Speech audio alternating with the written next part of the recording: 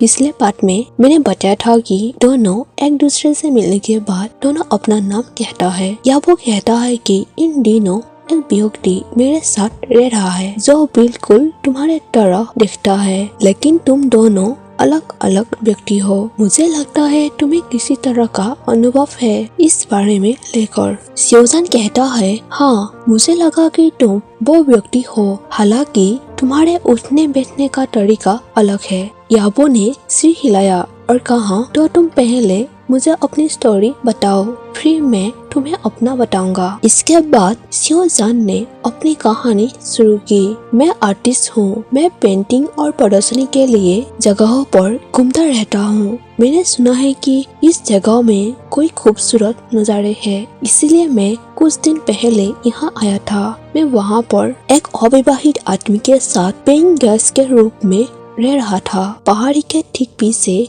इली नाम स्थान पर। एक दिन जब मैं रात में बालकनी से बाहर देख रहा था, तब मैंने देखा सफेद कपड़े पहने गोल्डन आंखों वाला एक आदमी मेरे सामने खड़ा है। उसके लंबे चिकने बाल और उसके माथे का रिबन हवा में लहरा रहा था। वो तलवार लिए हुए था। उसका शांत ठंडा रूप, खोई सी आंखें बहुत ही खूबसूरत थी। उसके बाद चुनकर या वो सोचते हैं उई खुशियान इसके बारे में ही बोलता रहता है। वो पागल और मुख आर्टिस्ट दोनों एक ही व्यक्ति है, इसमें कोई संदेह नहीं है। स्योजान ने महसूस किया कि वो जिस व्यक्ति के बारे में कह रहा है वो उसके बगल में एक ही चेहरे वाला व्यक्ति बैठा है। स्योजान ने एक शर्मीली मुस्कान दी और फिर से कहा, मैं बहुत हैरान था जब उसे पहली बार देखा था। तब मैं सोच रहा था कि वो मेरे कमरे में कैसे आया। जब मैंने उसे पूछा इसके बारे में,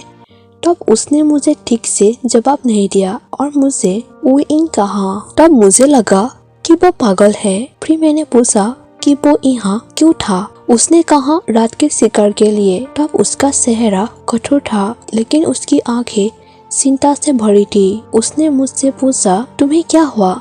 तुमने इतना खुद को क्यों बदल दिया? मैंने उससे पूछा, तुम कौन हो? मेरे सवाल से उसका चेहरा पीला पड़ गया था। मुझे लगा उसका तबीयत खराब है। मैं उसे अंदर ले गया, क्योंकि उसे देखकर मुझे पता चल गया था कि वो धोखेबाज या दुष्ट व्यक्ति नहीं है। मैंने उसे कुछ दवाई दी ताकि वो बेहतर महसूस कर सके, लेकिन याबो ने पूछा, उसने क्या? तुम आगे बोलो। जियोसान ने कहा, क्या तुमने कभी किसी व्यक्ति को एक ड्रिंक के बाद नशे में देखा है? मैंने कभी नहीं देखा था। लांग वांगजी ड्रिंक करने के बाद पहले सो गया और मैं बहुत तनाव में था, ये सोचकर कि वो कौन है और कहां से आया है। कुछ मिनटों के बाद वो उठा, लेकिन वो अभी भी नशे की हालत में था। मैंने उससे बात करने की कोशिश की, वो ठीक से जवाब नहीं दे रहा था। वो मुझसे सिर्फ अपने साथ वापस जाने के लिए कह रहा था। कहीं गोसो नाम ले रहा था। हाँ, यही नाम है। मैंने उस जगह के बारे में कभी नहीं सुना। क्या तुमने पहले कभी सुना है? याबो ने कहा, नहीं। स्योजान कहता है, वो मुझे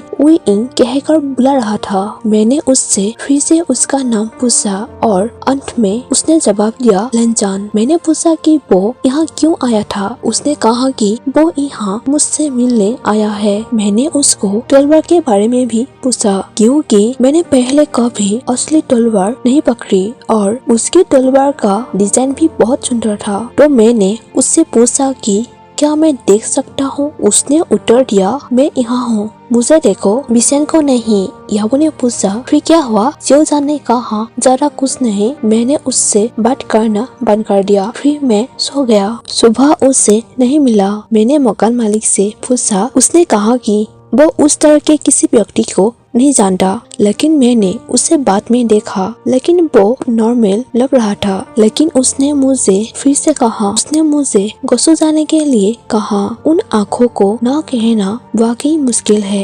इसीलिए मैंने उससे बचने की कोशिश की। वो मुझे अपहरण करना चाहता है। ऐसे ही स्योजान ने अपनी कहानी समाप्त की। फिर उसने याबो के तरफ देखते हुए कहा, मिस्टर याबो, अब मुझे अपनी कहानी बताओ। याबो ने अपनी कहानी शुरू किया कि उनके आसपास क्या हो रहा है। दोनों बात करके यह अच्छे से समझ गया था कि उई हुसियान और लेन वांगजी अतीत से आए थे।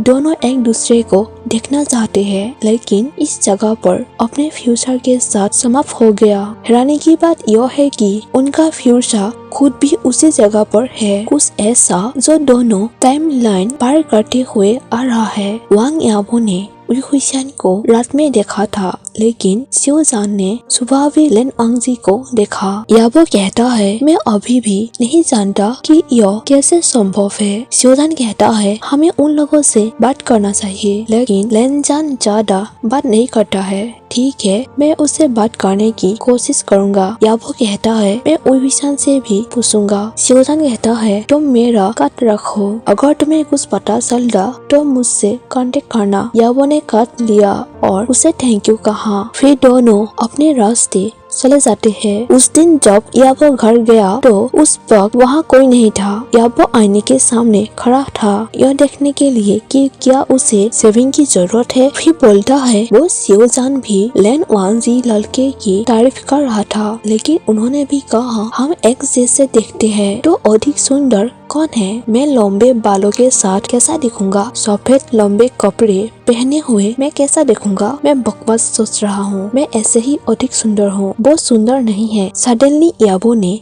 एक आवाज सुनी। उसने अपना चेहरा हिलाया और पाया कि उई हुसियान उसे देखकर मुस्कुरा रहा था। उसे देखकर याबो सोचते हैं कि वो हमेशा इस तरह अचानक क्यों दिखाई देता है। फिर याबो पूछता है, क्या तुमने कुछ सुना? उई हुसियान ने हंसते हुए कहा, नहीं, कुछ भी नहीं। ऐसे कहकर उई हुसियान बिस्तर पर बैठ गया। अगले दिन शिवजान इलिंग से थोड़ा नॉर्थ की ओर एक स्थान पर गया। वहाँ एक बहुत छोटी झील थी और साथ कमल से भरा था। आश्चर्यजनक रूप से, लेकिन दृश्य अविस्मरणीय था। शिवजान ने अपना कैनवास और कलर तैयार किया। सडनली उसने देखा कि लेन वांगजी झील के किनारे पर खड़ी थी। शिवजान ने उसे बुलाया। उसने देखा, करीब आ गया। शिवजान ने पूछा, तुम यहाँ क्या कर रहे हो? लेन वांगजी ने कहा, मैं यहाँ झील देख रहा था। शिवजान ने कहा, मुझे तुमसे कुछ बात करनी है। लेन वांगजी ने कहा, बोलो। शिवजान ने कहा,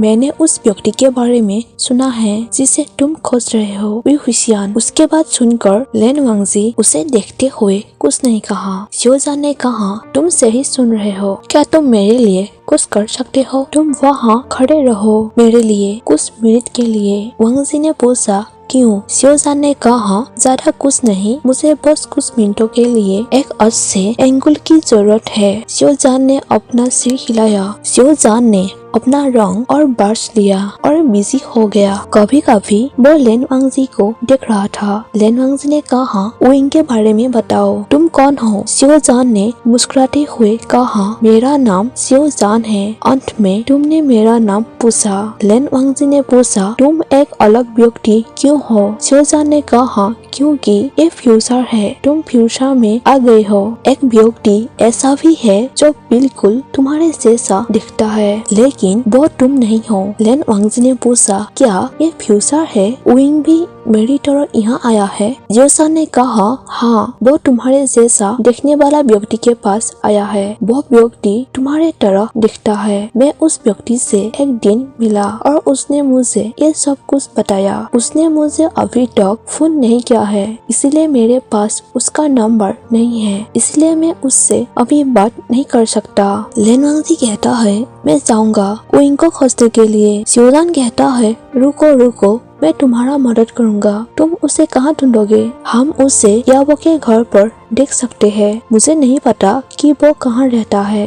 लेन वांगजी ने कुछ नहीं कहा। वो नहीं जानता था कि वो कैसे कांटेक्ट करेगा, लेकिन उस पर बिलीव करना ही लेन वांगजी के लिए एकमात्र विकल्प था। उन्होंने अपनी डरिंग खत्म की और देखकर कहा, मैं बुरा नहीं हूँ, लेकिन चित्त में सुंदर व्यक्ति को असाधारण बना रहा हूँ। फिर लेन वांगजी को अपना डरिंग दिखाया। कैसा है? उसके मासूम आंखें उम्मीद से भरी थी, तो लेन वांगजी क्या जवाब देगी, इसीलिए उसने कुछ नहीं कहा। दूसरे तरफ उई हुसियान याबो को शादी करते हुए देखकर लेन वांगजी को याद करता है, क्योंकि लेन वांगजी लाइब्रेरी में शांत होकर उसके तरह पढ़ाई करता था। वही हुसैन उसे देखकर मुस्कुराता है। वही हुसैन सोते समय अपने शरीर के आधे हिस्से हमेशा याबो पर रखते हैं। याबो बेड का थोड़े से हिस्से में ही सो जाता है। वही हुसैन को इस गर्म इंसानी तकिए के साथ सोने की आदत हो गई थी।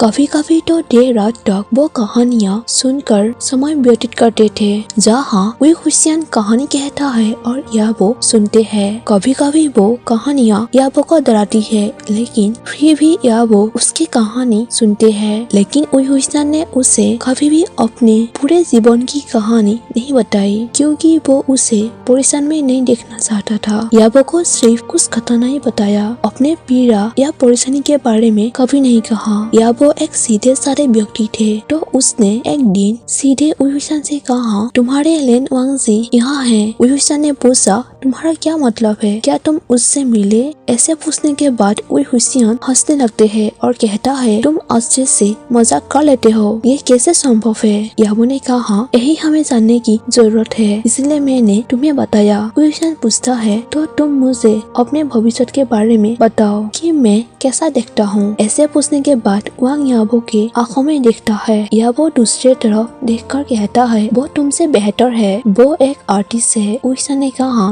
क्या आर्टिस्ट? अरे नहीं, मैं इतने महान हूँ, मैं कैसे आर्टिस्ट बन सकता हूँ? मुझे इससे बेहतर बनना चाहिए था। ठीक है, यह इतना भी बुरा नहीं है। उतने में याबो को याद आया और उसने अपने बैग से अपना कार्ड निकाल लिया और कहा, वो इलिंग में रहता है। वही हुसैन ने कहा, क्या वो जगह अभी भी यहाँ मौजूद है? वो जगह नॉर्थ में उस पहाड़ी के पीछे है, जहाँ प्राकृतिक सुंदरता से भरपूर एक छोटा सा विलेज है। फ्यूचर में कैसा दिख रहा है वो देखने के लिए मैं वहाँ जाना चाहता हूँ। याबो ने कहा, हाँ, हमें वहाँ जाना चाहिए, पर तुम सुबह गायब हो जाते हो। लेकिन लेन वांगजी सुबह गायब नहीं होते हैं। वही हुसैन कहता है, सच में? फिर इसका कारण क्या है? वही हुसैन ने सोचना शुरू कर दिया कि अगर लेनजान यहाँ है, मेरा मतलब इलिंग से है, तो वो मेरे लिए यहाँ आया है। मैं इलिंग से थोड़ी दूर तुम्हारे सामने दिखाई दी। शायद अतीत में पूरी जगह को इलिंग कहा जाता था। वो मुझसे मिलने और मेरे फ्यूचर से मिलने के लिए यहाँ आए थे।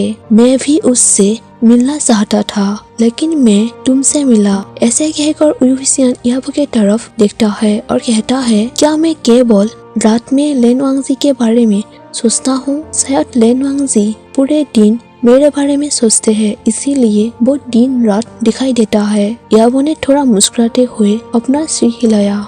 गाइस, आज का पार्ट में यहीं पर खत्म कर देती हूँ। Thank you for watching my video. Bye bye.